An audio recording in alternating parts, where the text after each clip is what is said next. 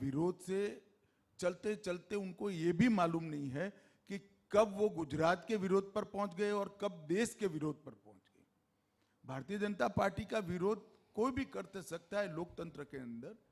स्वागत है भाई, जनता को जिसका मानना होगा उसकी जनता मानेगी, परंतु आप कम से कम गुजरात और बाद में, क्योंकि अब भाजपा देश में भी शासन में है, देश का विरोध करने की हद तक पहुंच जाते तब जनता को थोड़ी कसक होती है। और मोदी जी ने जनता की कसक को वाचा देने का आज काम किया है, ऐसा मैं मानता हूं। लेकिन जब इतने साल तक आप सत्ता में रहे हैं और अब केंद्र में भी हैं, तो भी उस विचारधारा पे सवाल उठे तो थोड़ा अजीब लगता है। सवाल तो उठेंगे, डेमोक्रेसी है भाई, सब लोगों को जो जिनको अच्छा नहीं होगा वो सवाल करेंगे। मगर हमने इस विचारधारा के साथ 1950 से लेकर 2022 तक की यात्रा की है। जब हमारी बहुत कम सीटें आती थी तब भी हम कहते थे कि इस देश में धारा 370 और 35 नहीं होनी चाहिए। तब भी हम कहते थे कॉमन सिविल कोड होना चाहिए। जब से राम जन्मभूमि का मामला आगे बढ़ा 90 के दशक से, तब से हमने कभी भी राम जन्मभूमि का मुद्दा नहीं छोड़ा। और आज देखिए, तीनों चीजें, तीनों हमारे वादे समाप्त होने की कगार पर है, समाप्त हो भी चुके हैं। जो धारा 370 को कांग्रेस इतने सालों तक बच्ची की तरह गोदी में सहलाती रही, वो धारा 370 को मोदी जी ने 5 अगस्त 2019 को एक झटके से संविधान से निकालकर कश्मीर को हमेशा के लिए भारत के साथ जोड़ने का काम कर दिया। और पूरा देश आज इस बात से खुश है और गौरव का अनुभव करता है। उस वक्त कांग्रेस पार्टी और ये सारी पार्टियां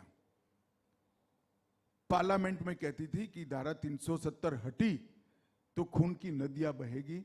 खून की नदियां छोड़े, किसी की कंकर चलाने की हिम्मत नहीं हुई है। और आज धारा 370 हट चुकी है और कश्मीर हमेशा के लिए भारत के साथ है। राम जन्मभूमि में भी हमें कांग्रेसी हमेशा ताना लगाते थे, मंदिर वहीं बनाएंगे, तिथि नहीं बताएंगे। हालांकि वो सत्ता पर थे, हम तो नहीं थे, हम कैसे बना सकते थे।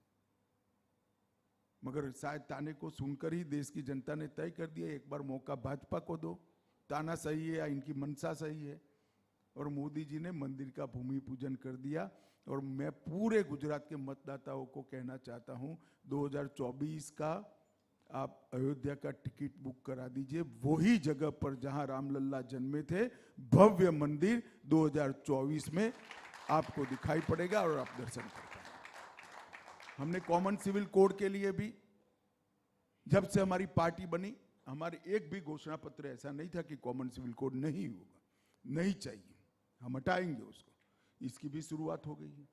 उत्तराखंड ने कमेटी बना दी, गुजरात सरकार ने कमेटी बना दी, हिमाचल ने अपने घोषणा पत्र में रखा है। और धीरे धीरे देश में एक बहस छिड़ गई है। मुझे पूरा भरोसा है कि कॉमन सिविल कोड पर भी देश की जनता यही फैसला करेगी जो धारा 370 और राम जन्मभूमि के लिए किया है।